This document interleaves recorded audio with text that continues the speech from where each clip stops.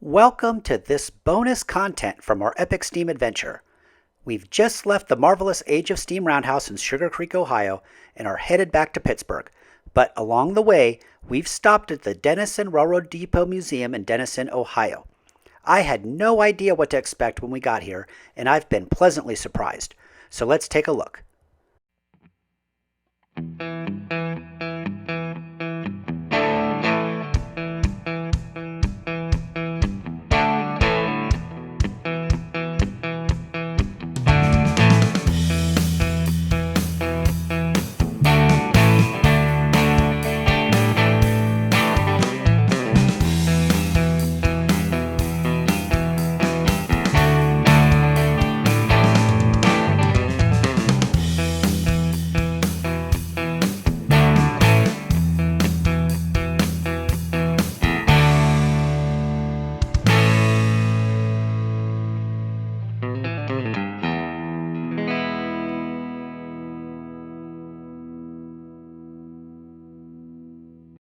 Hi, I'm Eric. For my 50th birthday, my wife is sending me on a 2-week adventure to see as many steam locomotives as I can. But I'm not taking this trip alone. I'll be joined by my son Carson and our good friend Chris. Now, Chris and I have both worked in the tourist railroad industry for many years.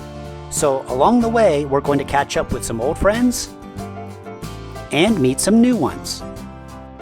We're going to get some special behind-the-scenes access into things that most people don't normally see, and also offer insight into the complicated machinery of steam locomotives and the world of tourist railroading.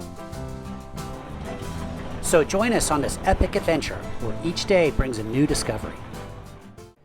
The heritage of the Dennison Depot is significant because of its location on a major Pennsylvania railroad line and its use as a railroad canteen in World War II. Volunteers from the local community serve free meals to over 1 million servicemen as they pass through on troop trains, often newly enlisted men headed to boot camp. For that reason, it was nicknamed Dreamsville, USA. This is the actual train car. Yeah, that's the back end of the platform of the train car right there. Train car? And we're going into an observation car. So that's the actual back end of the train car.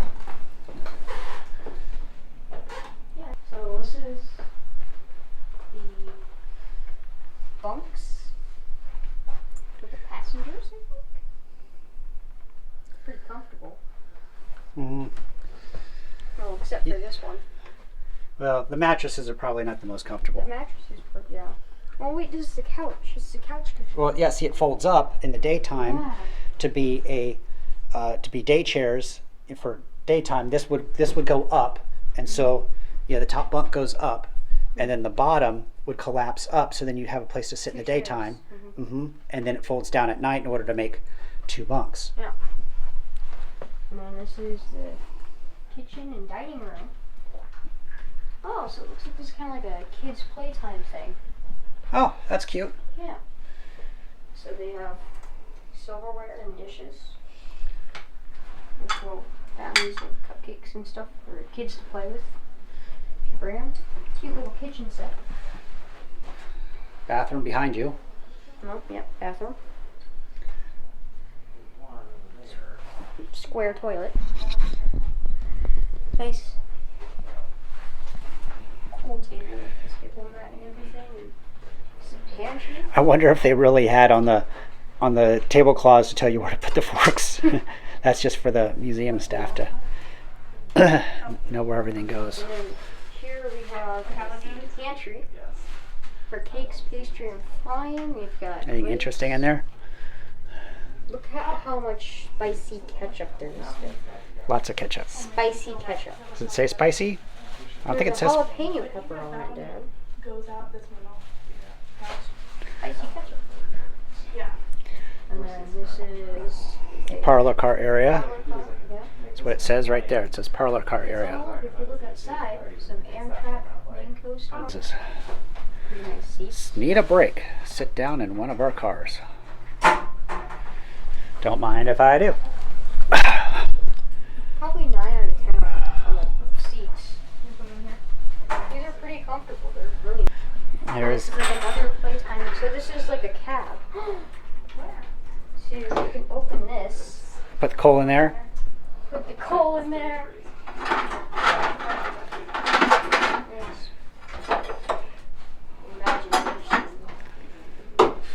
It's kind of cool. It's cute. And then you have the fireman gloves, and you have the oil can, and all the gauges. You can turn the valves. It's just like a fun little place to take your kids. And then they have the fireman. I think that's Tim, the one that gave us the tour earlier. It is Tim. Yeah, so those are all guys on the Ohio Central. And then this valve's supposed to. This is kind of cool. You're able to open up the butterfly doors, except when you pull the lever, your hand's right next to the fire. Mm-hmm. That's kind of cool. Oh, and then here we have a telegraph room. Or mail. Mail. This is mail. The railroad post office. You're able to schedule all the mail for different crew, for different crew. So we're gonna put helper on the 8 p.m. shift. Maybe it's 8 a.m. We're gonna say p.m. Okay. Okay. No, 8:45. Oh. Do you know what all these terms are?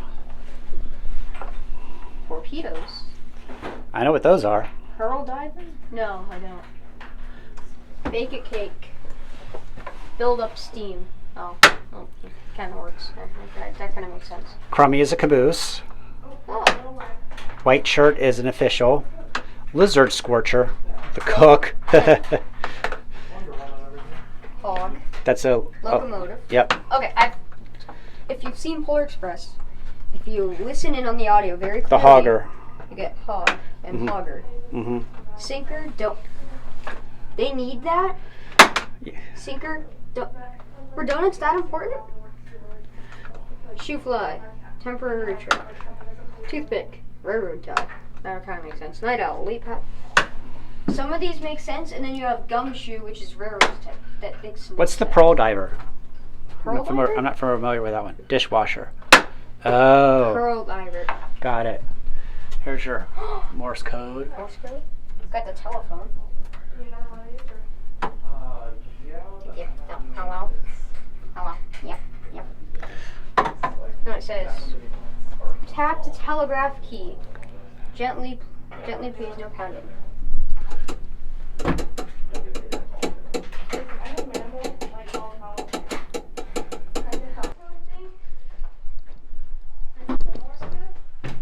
I need you to go to that Morse code office. Okay. And I'm going to go in this one. Okay. Okay? All right. Guess what I'm saying? Ready? Yep.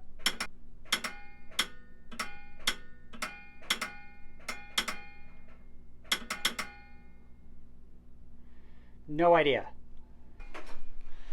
So the dispatcher sends the telegraph and then they receive it down at the station agent.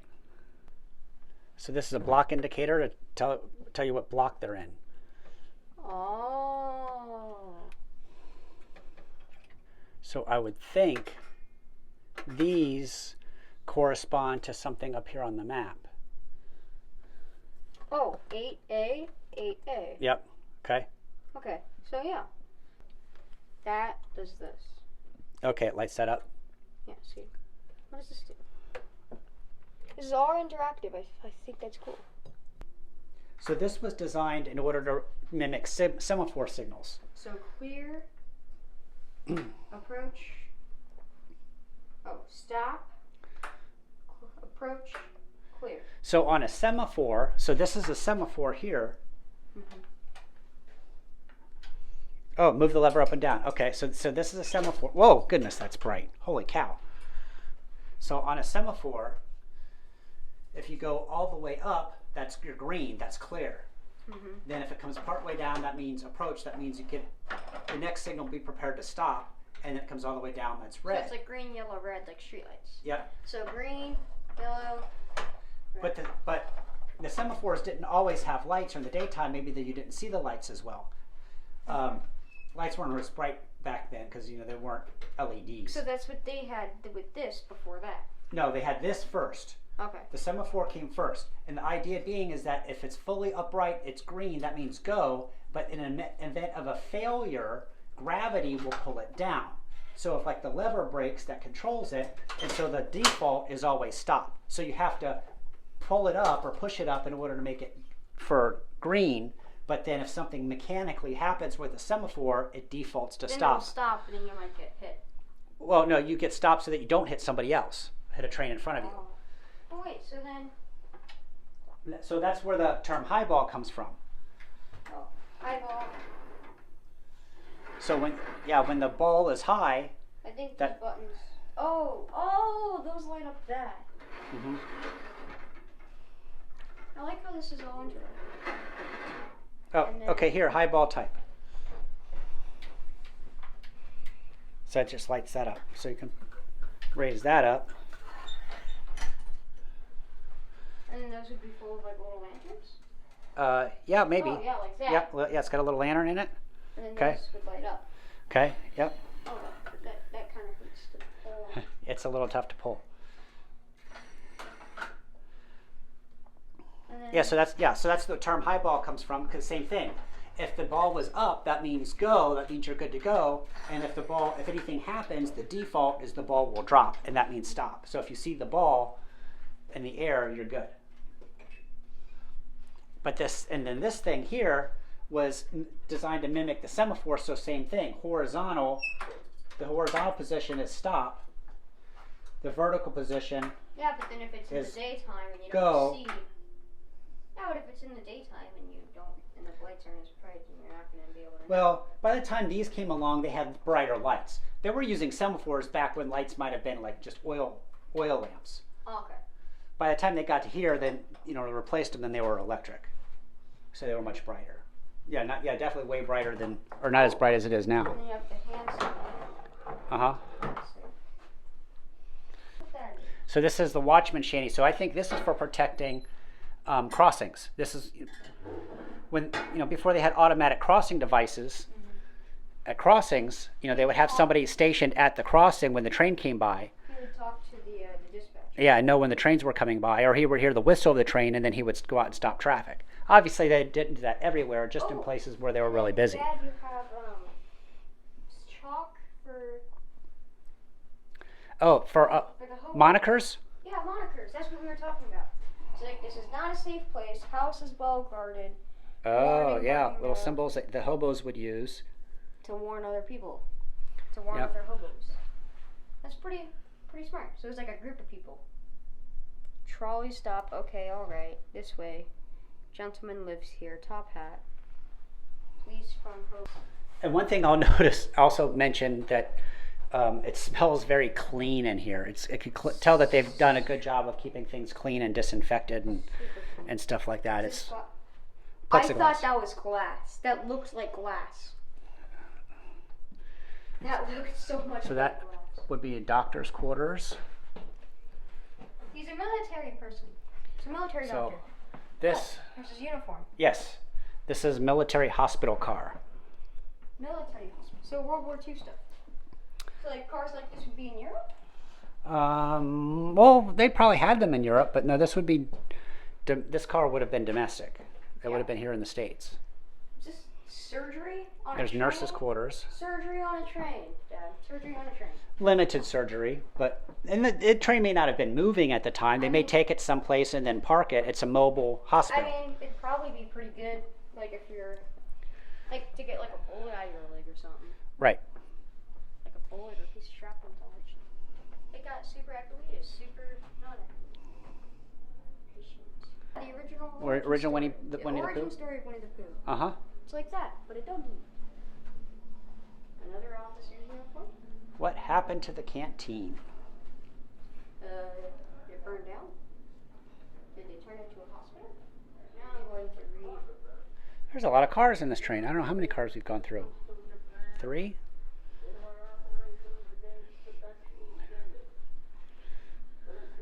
Oh, cool. U.S. bombers over the London Street. Look inside to see how a cupboard looked in the 1940s. Versus how it looks today.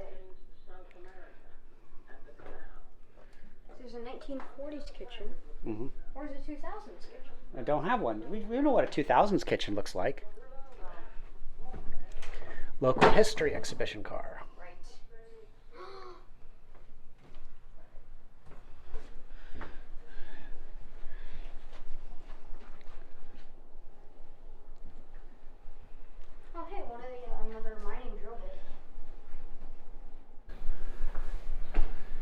So the gal that gave us the narration, that introduction when we first arrived, told us that this is a model train display. It looks more like a diorama than a whole layout. I don't see any trains running, N scale, looks like. Of what Dennison would have looked like years ago. So there's the station. That's where we're at, the depot.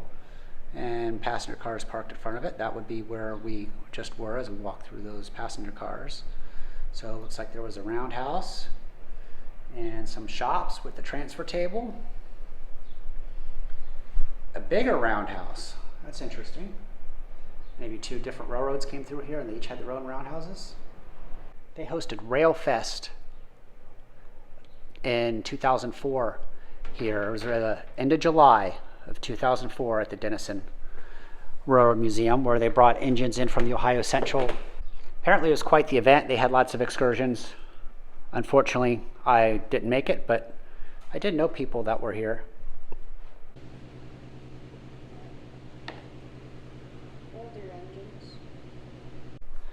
Here's something about a timeline of Dennison. Oh, look at all the models they have here.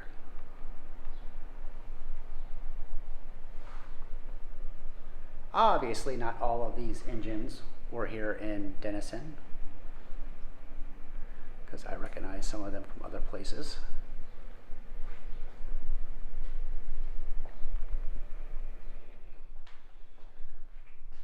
It's a very nicely done museum.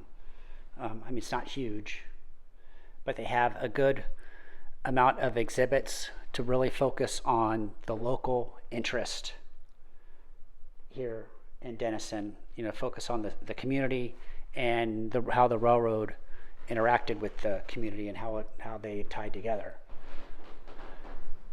With lots of hands-on exhibits, lots of good things for kids and things to keep it interactive. It's pretty well done. I'm actually really happy that we stopped here. I did not know that this was... I knew there was a museum here, but I didn't know it was this much.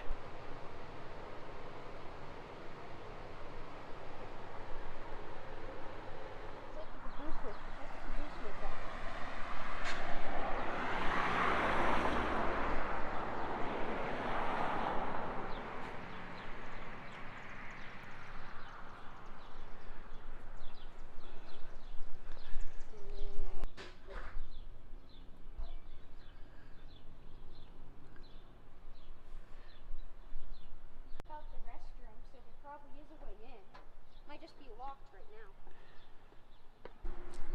So switcher engine that they would take around the yard to shunt stuff around. So there wouldn't be a fire and there wouldn't be water storage. Well, so what you would do is no, it does store. Well, you don't store water for the boiler. What you do is you fill that entire tank up with hot water under pressure. Oh. So it's under. It's water under like 300 pounds per square inch, so it's going to be 400 degrees, and then the water is above boiling temperature. So then when you open up the throttle, then the water boils and turns to steam and turns the piston. It starts to boil because when it's under pressure. Yeah, because it's under pressure. It can't boil when it's under pressure. Right, it can't boil when it's under pressure. So as soon as you relieve the pressure by opening a valve, then it boils and turns to steam, and then the steam, allows it to go, and you can continue to do that until you run out of water. And you don't have to worry about firebox exploding. Yeah, there's no firebox, so it doesn't. And then it would be used in an industrial plant or someplace where you have a stationary boiler where they already have steam in the plant, and then they would just take it to somewhere in the plant where they have the hot water, and then they would just refill it. So this would be your fill valve probably right here, and you just hook it up to a tank or to your hot water system, and then fill it up with your hot pressurized water. And these must be the cars they use when they do their Polar Express trains. Yeah, there's a lot more here than I was expecting. I'm very impressed by the quality of the museum. Everything, the displays were very well done. And I liked how it was all kid-friendly and interactive. Yes, the Morse code and the telegraph and feeding the coal in the firebox quotes, with the butterfly doors and everything. It was really cool. Yeah, it was really cool. And also with the hospital cars and its connection to World War II. Mm-hmm. Because Dennison did have a big connection to World War II. And like, not just Dennison, but like all these towns along these places going to East and West Coast. They all had huge connections in World War II. Yeah, well, my grandfather went on troop trains back and forth across the country, but as he was bouncing between camp, I think in South Carolina, and then someplace in California, he went across the country on troop trains, I think more than once. Yeah. One you can sleep in. The mail car is the office, and the one behind the mail car is as far as the exhibits go.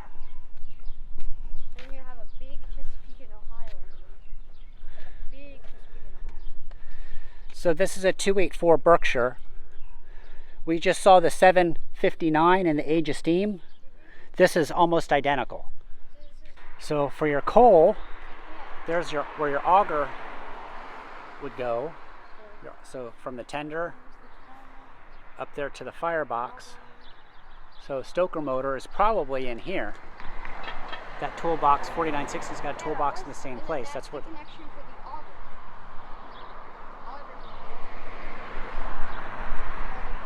That type thing in there, or like I don't know, little pipe, and the auger would run through the pipe. But this is an absolutely ginormous engine. Big engine, lots of things. It is missing a rod or two. It's the boiler, all the pipes are right there. Yeah, so right, so here this ash pan is missing on this side. So we can look up into the firebox. So that's where your coal grates go. Arch tubes. It's got a combustion chamber and your rear tube sheet. Mm-hmm. Huh, somebody's written some graffiti. Okay, and there's your fire door. So the auger comes out and the coal comes up on that table right there and then jets across the grates on a jet of steam. That's cool. So that's your firing table. That's cool. And I don't know that much about coal burning, but that's pretty much the basics of it. Wow.